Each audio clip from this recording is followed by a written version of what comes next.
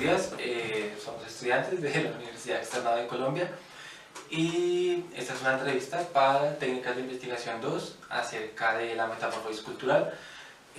Somos Juliana Gracia, Nicolás Rojas y los entrevistadores, y a quien entrevistamos, pues María Fernanda Fierro.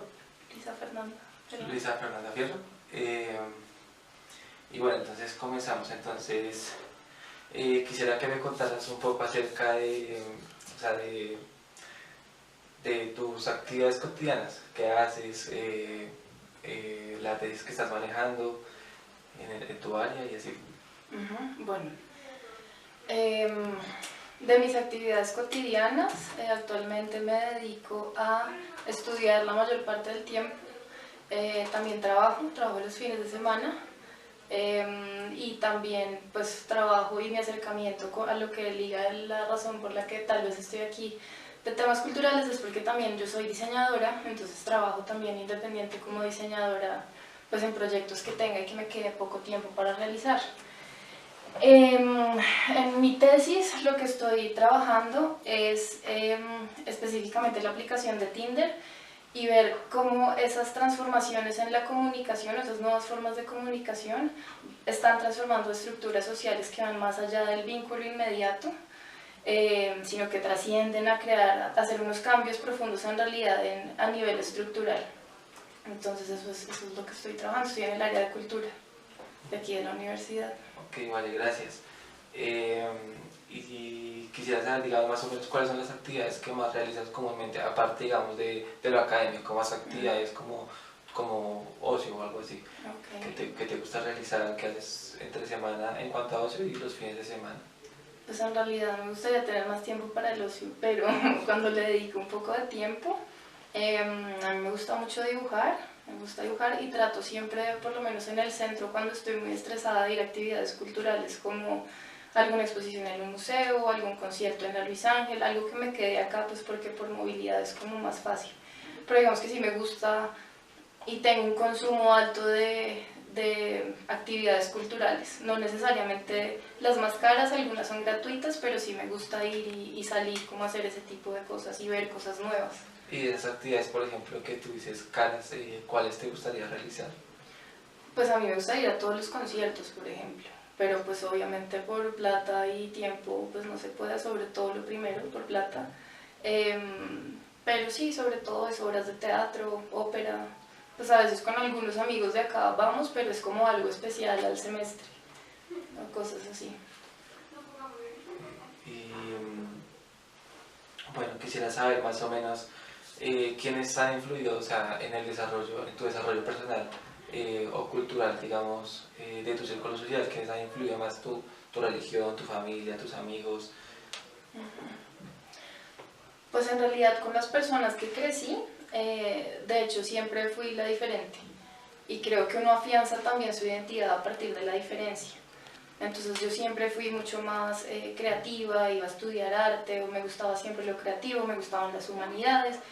Las personas con las que crecí están en administración, finanzas y cosas así. Y creo que pues sí hay algo que, bueno, tal vez también en el colegio se potenció mucho pues las artes en general, sobre todo la música. Entonces hay un acercamiento diferente también pues para el resto de la vida. Digamos que el énfasis en mi colegio era muy fuerte en la parte de arte, sobre todo en música, entonces creo que eso también influye a que uno también empiece a consumir eso hasta en su tiempo libre. Has hablado varias veces ya de música, quisiera saber qué tipo de música escuchas, qué tipo de música te gusta, porque... Pues yo creo que depende. Para mí la música depende mucho también de emocionalmente cómo uno se encuentre en el presente, o que quiera recordar, o que quiera de pronto introducir en ese momento. Si necesita más energía, necesita un tipo de música, si tiene rabia, si está tranquilo. Entonces creo que va muy acompañado del momento y de las emociones que uno tenga o que necesite. Pero digamos, uno siempre tiene así como un artista referencia, un artista así que digamos, se te venga a la mente en el primer momento y te digas, este es mi artista de música que me gusta. No sé, a mí me gustan muchos.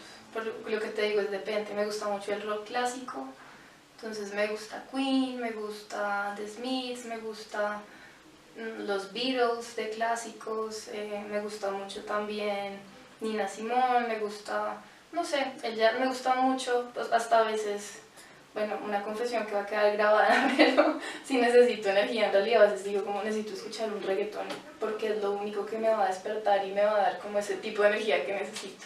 Entonces creo que depende del momento. La situación. Uh-huh. Ahora cambiando un poquito de tema, ¿crees que, digamos, el hecho de pertenecer a cierta clase social influye en los accesos culturales que tú puedas o no tener? ¿O que uno pueda o no tener? Sí lo creo y es algo que de hecho desde la sociología, que es la disciplina en la que me estoy formando, se estudia mucho. Eso lo trata mucho Pierre Bourdieu, entonces es más referente a los campos, ¿no?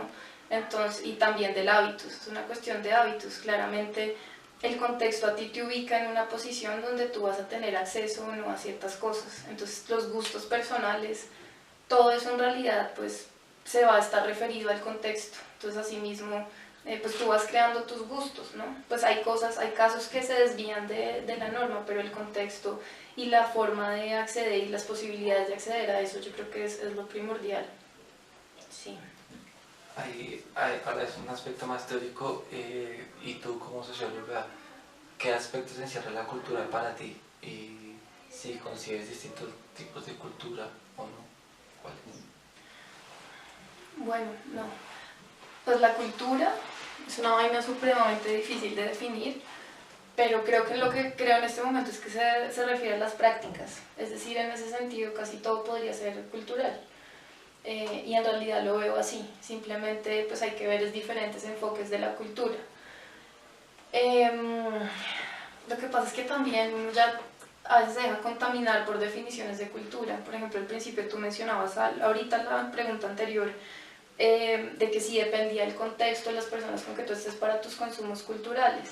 Entonces ya ahí, por ejemplo, está eso es lo que es la alta cultura, como esas transformaciones que se dan en lo que era anteriormente para unos o para una élite.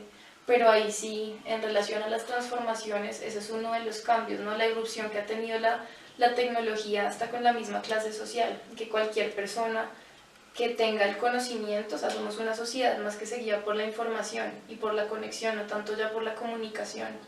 Entonces cualquier noción que tú tengas puedes acceder a la red y acceder a eso en un espacio inmaterial como es pues la virtualidad, que sí, también se convierte en algo material. Digamos que hay aspectos, digamos, de la cultura que ya no estarían jerarquizados como entre esa alta cultura, o sea, sí, entre esa alta cultura, sino que hubo como una democratización de la cultura en la que aspectos de la cultura como por ejemplo los medios televisivos o la música puede ser acceso para todo el mundo, ¿no? O sea, ha sido como una democratización y como que ha cambiado ese aspecto de que encerraba antes o los aspectos culturales dentro de la alta cultura. Bueno, al principio decías que el concepto de cultura puede ser como algo muy ambiguo, ¿no? Muy difícil de definir. ¿Crees que debe haber una redefinición, una reconceptualización de ese concepto de cultura? Pues no sé, lo que pasa es que justamente esos cambios que he introducido, pues en mi caso lo que yo estudio es la virtualidad y la identidad virtual, ha desdibujado esos límites. Entonces ya es mucho más, o sea, ya es mucho más abarcador, mejor dicho. La cultura es todo, además estamos ahorita en también varios autores trabajan sobre la importancia de la cultura en absolutamente todo, eso se ve hasta en la política, ¿no? Se puede ver con el ascenso de Trump, con, bueno, una cantidad de cosas donde en realidad se acude más a productos culturales para hacer política, para ejercer poder en otras ramas que aparentemente se salen de esas prácticas culturales cotidianas. Entonces por eso creo que ahora el concepto de cultura es muchísimo más abarcador y que por eso definir unos límites es mucho más complicado. De pronto se puede subdividir internamente o tratarlo con algún enfoque, pero sí es muchísimo más grande. De ese aspecto que hablábamos al principio, digamos, de la cultura del entretenimiento, ¿qué opinas acerca de esas actividades como la música, como lo que se llama literatura light, literatura fácil de leer, sencilla, como para distraerse? O el hecho de ver redes, de ver series de televisión o está mucho tiempo en las redes sociales. ¿Qué opinas acerca de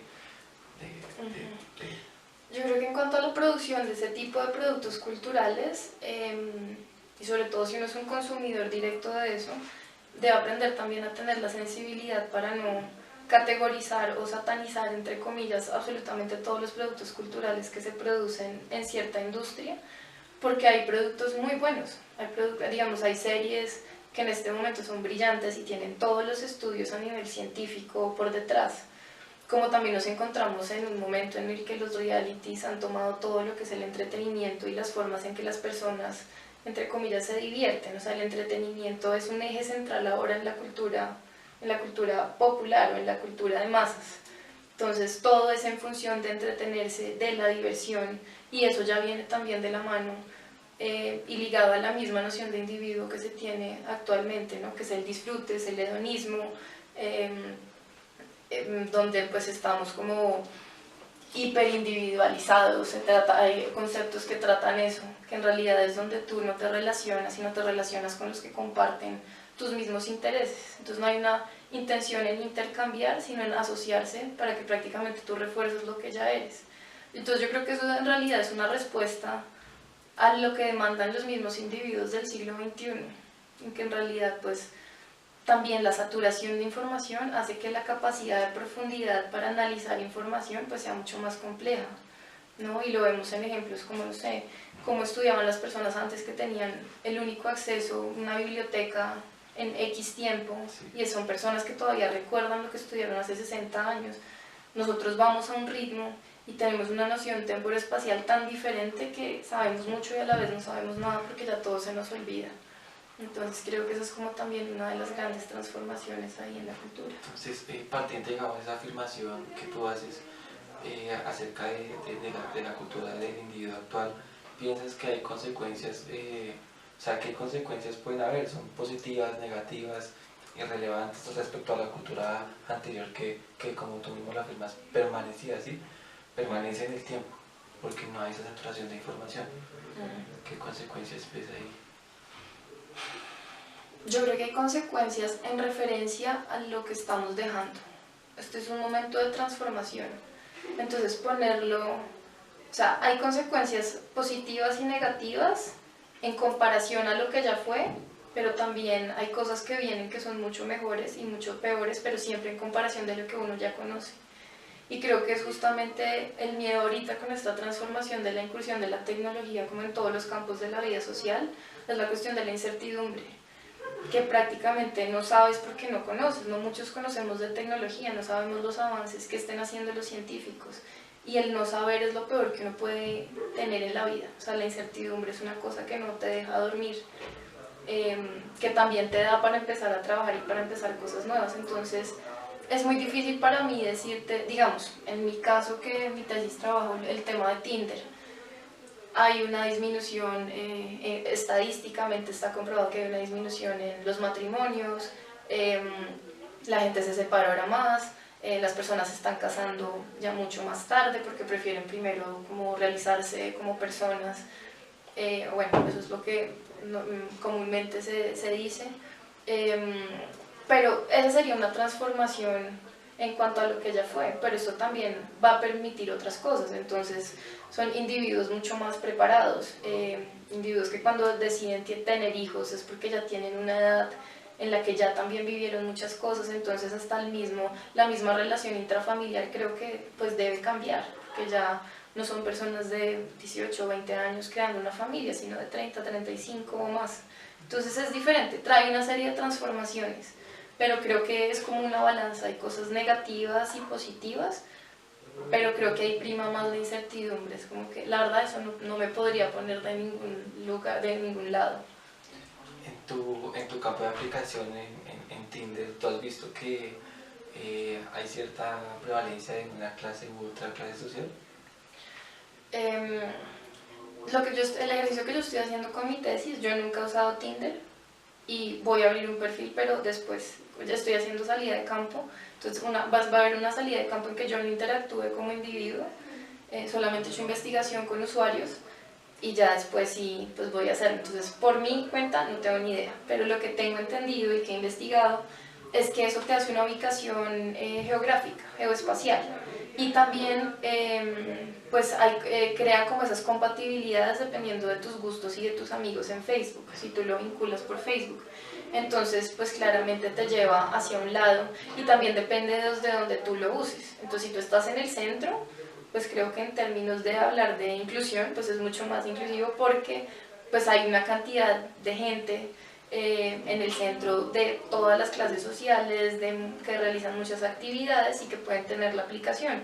Diferente a si tú te vas a un barrio, no sé, un barrio por ejemplo como Rosales. Entonces las personas que tienen Tinder ahí, a excepción de las personas que de pronto trabajan ahí, pero que son mucho menos, pues van a tener como un tipo diferente de compatibilidad, así tú te vas a un barrio de la periferia. Entonces creo que pues de eso depende, ¿no? De la ubicación espacial. Sí, lo que pasa es que, digamos, tú en tu posicionamiento decías que digamos, la persona se quieren, o sea, la concepción popular que se realiza como persona para después tener, digamos, ya una familia estable o algo así, pero digamos que eso se ve en cierta clase social, pero en otras no, porque en la mayoría de los barrios periféricos de la ciudad o de estratos más bajos, pues quienes precisamente tienen más hijos, pues son esas juventudes todavía que no tienen acceso, digamos, o tienen acceso, digamos, a aplicaciones como Tinder, pero aún así no tienen ese posicionamiento individual de realizarse como individuos. Y también que el acceso a la tecnología depende de los recursos que tú tengas. Entonces, si tú tienes 200.000 pesos para pagarle en tu celular, pues puedes tener datos todo el día, tu papá lo paga y tienes tiempo para perder mirando gente para conocer o salir. Si eres una persona de 18 años que ya tiene 2 hijos, vives en la periferia, tienes que trabajar, no puedes estudiar, pues creo que las condiciones que se dan ahí pues como van relacionadas directamente al acceso a eso. Sí hay usuarios que lo tienen, pero obviamente la forma de vinculación y la forma en que se usa la aplicación puede ser diferente. Digamos que eso es lo que también quiero resolver en mi investigación, que a veces uno también se acerca con ciertas hipótesis y puede que de pronto algún dato arroje que no es así y que uno simplemente tiene preconcepciones de ciertas cosas y que se pueden desbaratar en la práctica. Dice, acá quiero citar a Mario Vargas Llosa, el libro que te mencionaba, La civilización del espectáculo, en una cita que a la vez él hace en un comunicado que hace el diario El País a New York Times, y que dice: los periódicos de Nueva York van como locos buscando un broker o agente de bolsa, en su traducción, que se arroje al vacío desde uno de los imponentes rascacielos que albergan los grandes bancos de inversión, los ídolos caídos que el huracán financiero va convirtiendo en cenizas. Entonces, creo que des tu opinión acerca de esa cita. Yo creo que eso va relacionado con lo que mencionabas también antes del cambio cultural entre la cultura de la permanencia y del espectáculo, en que todo tiene que entretener. Entonces, en realidad, ahí ya no vale la vida de las personas para promocionar o para hacer una noticia, sino el impacto que tenga en cuanto a la recepción de los lectores en el caso de ser un diario. Y pesa mucho más esa, entre comillas, como el amarillismo de ver la noticia y no lo que hay detrás, ¿no? No analizar en ese caso todo un sistema económico en crisis, sino ver a esta persona que era millonaria y se suicidó por haber perdido todo. Entonces pues la información y las formas de comunicar también han cambiado mucho y también se debe a lo que mencionábamos al principio, ¿no? Que todo es tan rápido y son noticias que se olvidan. Rápida, el otro día ya tienen que buscar algo nuevo. Así sea un sistema financiero en crisis que haya puesto en jaque al mundo. Pero pues ya no importa porque ya es un nuevo día y hay que buscar algo que cause sensación. Sí, muchas gracias. Quisiera saber si tienes algún aporte, alguna pregunta acerca del tema de la entrevista. No, pues de pronto un aporte en general es de las transformaciones, sobre las transformaciones culturales, y creo yo que se debe a la concepción y a la relación que tenemos con el tiempo y el espacio. O sea, creo que eso es como tal vez de las cosas más difíciles de entender en este momento y para nosotros de tener en cuenta como científicos sociales, porque los tiempos de nosotros son otros y generacionalmente ya es muy difícil a veces encontrarse con personas de otras generaciones, de 20 años atrás, no nos entienden y no vamos a entender a los que están pequeños ahora. Entonces esa es la gran transformación que hay, veo yo, como esa incompatibilidad en poder comunicarnos porque nuestros códigos son diferentes, nuestros lenguajes, el uso de metalenguajes a veces son más frecuentes que el mismo lenguaje que tenemos, nuestra lengua hablada. Entonces sí, es como esa tensión entre el tiempo y el espacio, es como un eje central importante. Vale, muchas gracias, Luisa. Bueno.